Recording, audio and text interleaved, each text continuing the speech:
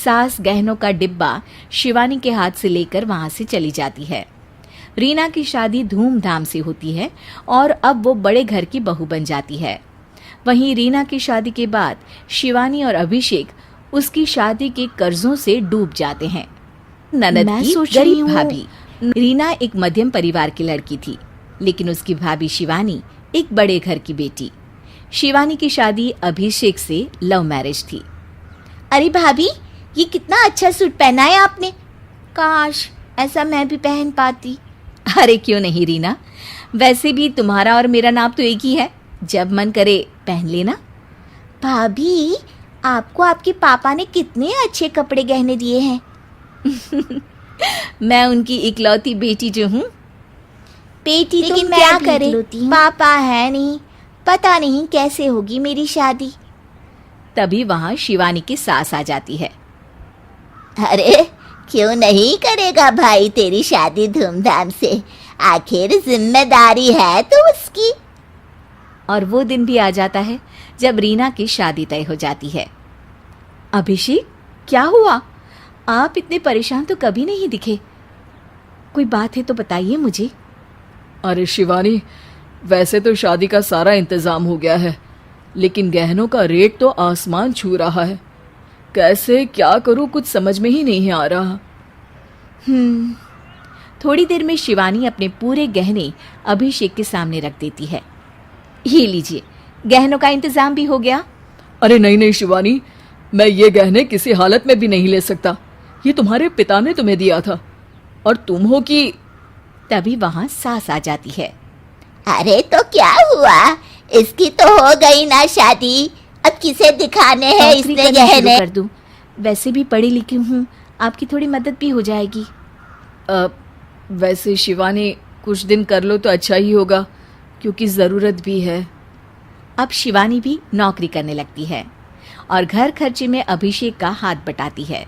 एक दिन शिवानी, रीना का फोन आया था, कह रही थी कि आने वाले त्योहार में उसके ससुराल जाना है। ठीक है माँ। अरे ठीक तो है, लेकिन एक काम कर लेना, उसके सास ससुर से लेकर पूरे खानदान के कपड़े मिठाइयाँ सब ले आना, और हो सके तो रीना के लिए छोटे से कान में पहनने के बूंदे भी। और क्या है ना, शादी में उसे सारी बड़ी बड़ी कान की ज्वेलरी दी थी, घर में पहनने के लिए तो उसके पास कुछ भी नहीं है। शिवानी सोच में पड़ जाती है कि वो क्या करे, क्योंकि कर्जों और घर के खर्चों के बाद तो पैसे बचते ही नहीं थे। शिवानी फिर अपने पिता को फोन करती है और उनसे पैसे मांगती है। देखो शिवानी, मैंने तुम्हें शादी के वक्त ही मना किया था कि ऐसे घर में शादी करनी ही नहीं चाहिए। अरे अभिषेक को शर्म आनी चाहिए जो ससुराल से पैसे मंगवा रहा है। शिवानी को पिता की बात पर गुस्सा आ जाता है। आप मेरे पिताजी हैं और मैं परेशान थी, इसलिए आपसे मदद की उम्मीद की पापा।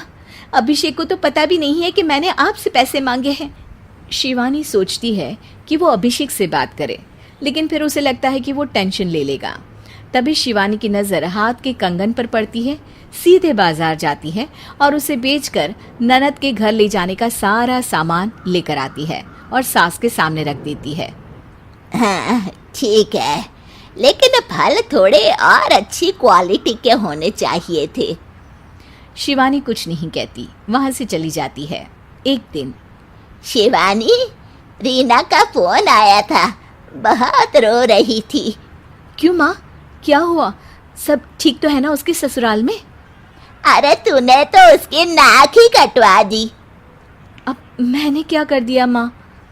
कह रही थी कि बड़े घर की बहू है भाभी, जो कपड़े दिए वो ब्रांडेड भी नहीं थे।